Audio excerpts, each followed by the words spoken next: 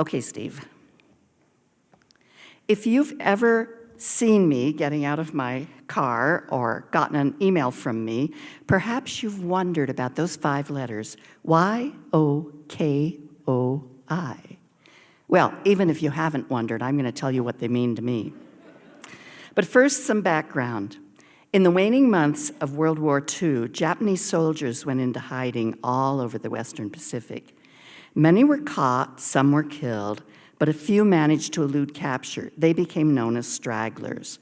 When the U.S. territory of Guam was liberated from Japanese occupation on July 21st, 1944, hundreds of Japanese hid in coastal caves or fled into the island's interior. Most of Guam's stragglers were captured soon after liberation, but a few escaped discovery.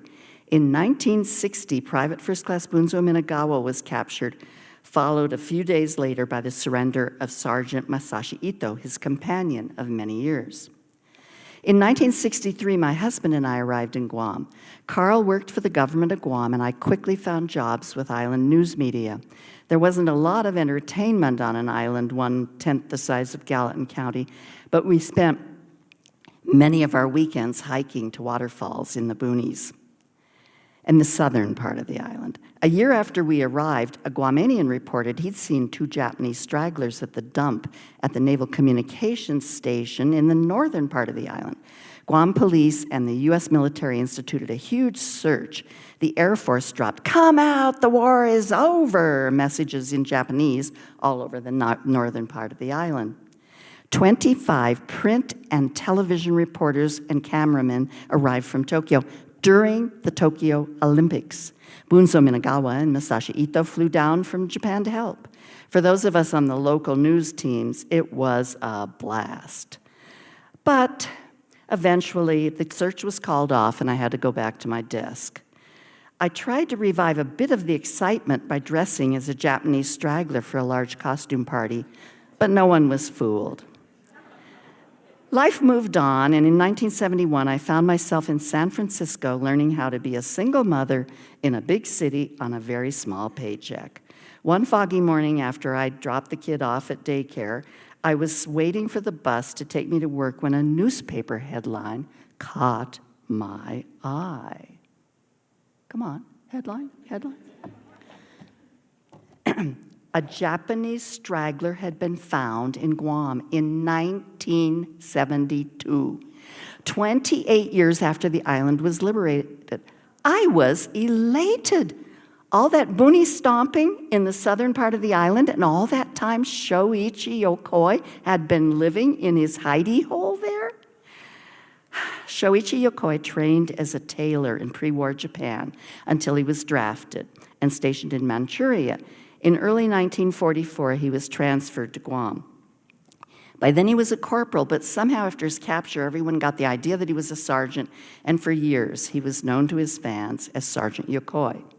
His discovery was a very big deal in Japan. Once again, hordes of Japanese press descended upon Guam. Bunzo Minagawa and Masashi Ito returned to the island to welcome their fellow straggler back to the civilization. With amazing speed, the Asahi Shimbun newspaper published a book with the Japanese title, Guam ni ikita 28 nen, Yokoi Shoichi-san no Kiroku, followed the next month by an English translation, which I snapped up the minute it appeared in San Francisco bookstores. The book included several photos of Yokoi's survival gear, all of which he fashioned by hand, including his clothing, for which he wove the cloth using wild hibiscus fiber with buttonholes. As it turns out, being a tailor is good preparation for the life of a straggler. Although he began his years in the boonies with fellow stragglers, there was a lot of attrition as men were captured or died. He spent his last 8 years in hiding completely alone. He lived in a carefully hidden hole in the ground. The entrance is shown here. He hunted and fished for his food with his tools that he made by hand. After all that solitude, imagine what it must have been like to sit for his first press conference. His countrymen thanked him for his service, but he apologized. He had let his country down. He had surrendered, after all.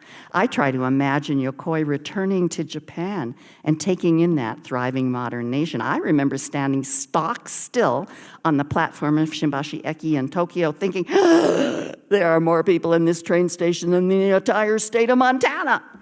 What was it like for a man who just spent 28 years living in a hole in the ground? Supposedly, Japanese soldiers were convinced their nation could not possibly lose the war. Eventually, the Japanese military would return for the emperor's soldiers. I see Yokoi emerging from his hole, staring out to sea, searching for the emperor's navy on the horizon for 28 years. When I finally bought a car in San Francisco, I named it Sergeant Yokoi. And together we traveled from California to Washington, D.C. and onward. Thanks to liberal Foreign Service car shipping policies, Sergeant Yokoi and I are in Bangkok here. Sergeant Yokoi became a symbol of perseverance to me. It's the spirit writers need as we send our manuscripts off again after every rejection.